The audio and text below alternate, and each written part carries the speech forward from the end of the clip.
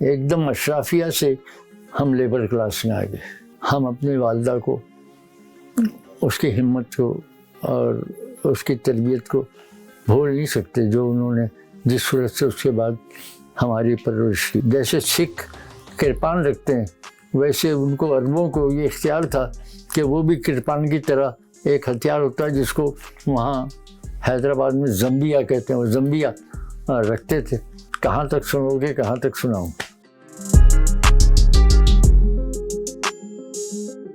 ہمارے والد کی ایک بہن تھی، وہ ہمارے والدہ کے ساتھ تھی، اور انہوں نے بہت کوشش کی کہ برادری جو ہے ہم لوگوں کو ہمارا حق دے، لیکن وہ چونکہ بہت بڑی عمر کی تھیں، ضعیف تھیں، تو انہیں بھی سفر ڈالنے پڑے. تو اس کے بعد جو ہے ایک دم اشرافیہ سے ہم لیبر کلاس میں آ گئے.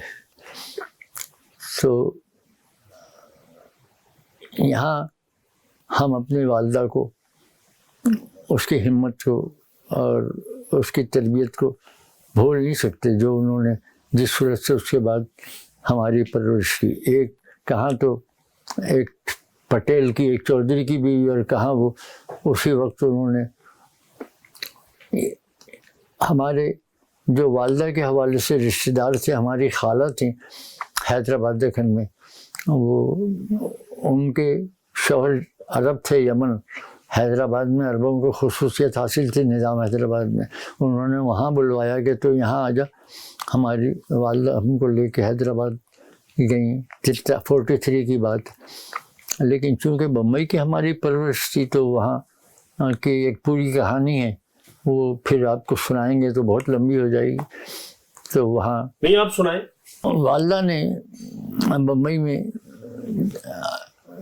والد کے ہاں سے جب نکالے کے بعد میں پہلی رہائش گاہ ہوئی، وہ اپنے بھائی کے ہاں، ہمارے ماموں کے ہاں وہ آئیں. اور اس کے میرا خیال ہے مہینے بھر کے اندر ہی ہماری خالہ نے حیدرآباد سے زور دیا کہ تو یہاں آ جا. چونکہ ان کی اکیلی بہن، ہم 2 بہنیں تھیں، تو یہاں آ جا، یہاں رہنا. تو حیدرآباد میں پھر ہم لوگ گئے. تو حیدرآباد کے واقعے مجھے یاد ہیں. یادداشت میری ایسی ہے کہ اب خدا کی دین کہہ لیں یا جو کہہ لیں، مجھے وہ سب یاد ہے. تو حیدرآباد میں جب ہم پہنچے تو وہ بھی مذہبی تھی. ہمارے نانا کا، ہمارے والد کا، یہ سب خاندان کٹر مذہبی تھا. وہ بھی وہاں حیدرآباد میں ایک مسجد کے پیشوان تھے، اور وہ عرب تھے، یمن کے تھے. تو وہ حیدرآباد اور سکندرآباد 2 شہر ہیں. حیدرآباد سویلین کا تھا، اور چھاونی جو تھی ان کی حیدرآباد سے تھوڑے ہی فاصلے پہ سکندرآباد تھا، وہ سکندرآباد میں تھی. تو اس کا راستہ جہاں سے گزرتا تھا ریلوے لائن کا، اس کے ساتھ ایک گاؤں آباد تھا، سوماچی کوڑا اس کا نام تھا. وہاں ایک مسجد تھی، مسجد کا نام مسجد سبحانی ہے. یہ ہمیں یوں یاد ہے کہ والدہ جب ہمیں خط لکھواتی تھیں تو لفافے پہ یہ پتہ لکھواتی تھیں: شیخ احمد یمنی، سوماچی کوڑا، حیدرآباد. اور وہ وہاں کے پیشوان تھے.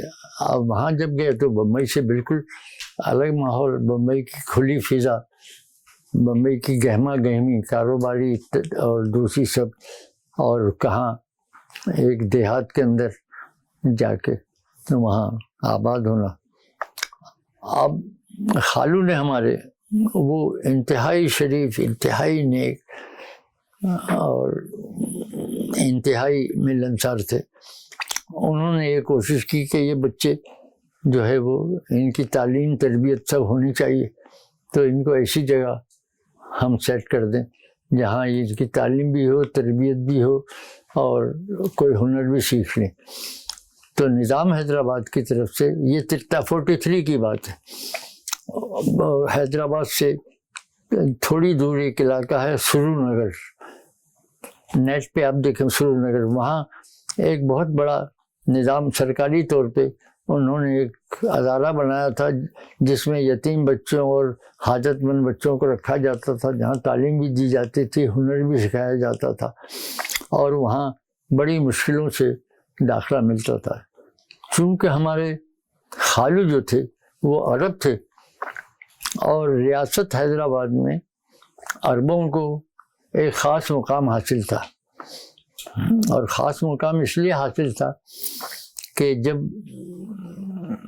تیل نہیں نکلا تھا تو عرب بہت پسماندہ تھے، یمن کے ہوں یا سعودی عرب کے ہوں یا خلیج کے ہوں، تو ان کی مدد جو ہے وہ نظام حیدرآباد کرتے تھے، مالی مدد بھی کرتے تھے، اور پھر انہوں نے عربوں کو یہ چھوٹ دی تھی کہ وہ یہاں آ جائیں تو ہم اپنی فوج میں ان کو خصوصی مراد دیں گے، اور خصوصی مراد یہ تھی کہ ہمارے خالو کے 2 لڑکے تھے جو ہمارے سالے بنے بعد میں، تو ابھی وہ چھوٹی عمروں کے تھے لیکن ان کے وظیفے نظام حیدرآباد کی طرف سے ملتے تھے۔ جیسے سکھ کرپان رکھتے ہیں ویسے ان کو عربوں کو یہ اختیار تھا کہ وہ بھی کرپان کی طرح ایک ہتھیار ہوتا ہے جس کو وہاں حیدرآباد میں زمبیا کہتے ہیں، وہ زمبیا رکھتے تھے، اور کہیں بھی جانا ہوتا تھا، جیسے کبھی ہمارے خالہ داد بھائی ہم کو سنیما لے جائیں تو ان کو لائن میں کھڑی ہونے کی ضرورت نہیں پڑتی تھی،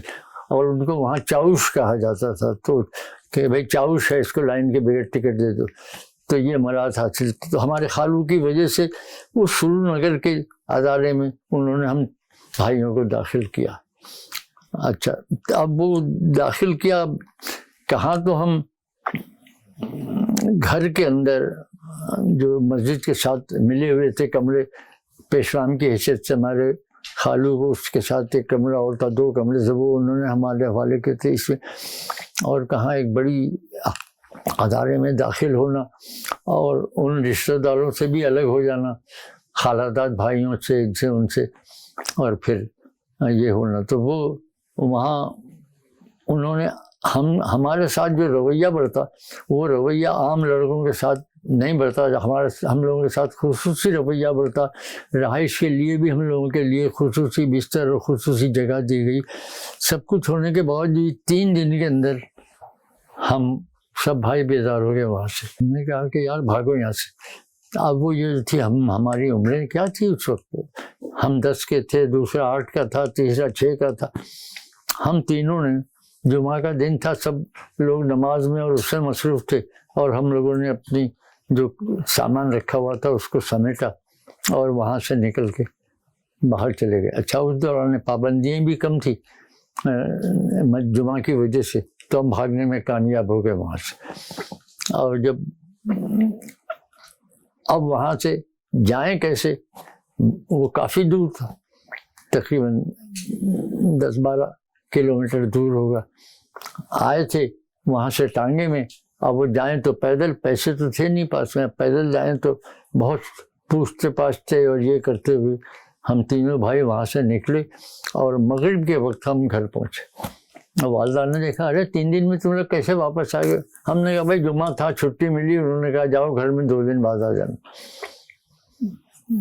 اب یہاں آ گئے گھر میں، 1 دن رہے، دوسرے دن اب ان کو تشویش ہوئی کہ کیا معاملہ۔ پھر وہاں سے انہوں نے پیغام بھیج دیا کہ بھائی آپ کے لڑکے یہاں سے غائب ہے۔ تو ہمارے خالو نے بہت سخت ہم لوگوں کے ساتھ کہا کہ بھائی میں نے اتنی محنت سے آپ لوگوں کو داخل کیا تھا، ہماری والدہ سے کہا، اور یہ وہاں سے بھاگ آئے۔ تو ہماری والدہ نے ہم کو بٹھایا، ہم بڑے تھے سب، باقی سب، انہوں نے کہا رشاد یہ کیا حال ہے بیٹا، مت تو تعلیم بھی حاصل کر لے گا، کام بھی سیکھ لے گا، کیونکہ ہم فرنیچر سے متعلق تھے، تو ہمارا ورک شاپ تھا، تو لکڑی کاٹنا اور اس کو ریگ مار لگانا، یہ اس ہم تھوڑے بہت واقف تھے۔ تو وہاں بھی ہم کارخانے میں بھی ان 3 دنوں میں جا کے دیکھتے تھے۔ انہوں نے کہا یہ کیا کیا تو نے؟ میں نے کہا کہ اماں ہم یہاں رہ نہیں سکتے، ہم ممبئی جائیں۔ کہنے کہ وہاں خالو کے یہاں بھی نہیں رہنا، میں کہا نہیں رہنا۔ کہنے کہ پھر ہماری والدہ نے ہمارے سامنے سجیش رکھا کہ بیٹا صرف تمہارے سامنے 2 راستے تھے، ایک تو یہ ہے کہ یہاں تعلیم حاصل کرتے، علم حاصل کرتے، یہاں سے تربیت حاصل کر کے نکلتے اور میں اپنے بہن کے ساتھ زندگی گزار دیتی۔ دوسرا راستہ یہ ہے کہ بمبئی میں اب سوائے محنت کرنے کے تمہیں اپنی زندگی گزارنے کا دوسرا راستہ نہیں۔ ہمیں بٹھا کے آرام سے سب بات سمجھائی، اور ہم نے کہا کہ نہیں ہم وہاں محنت کریں گے جو بھی ہو۔ تو یہ مشکلات کا آپ نے پوچھا، تو ابتدائی مشکلات تو ایسی میں 10 مشکلات گنا سکتا ہوں، آپ کہاں تک سنو گے، کہاں تک سناؤں۔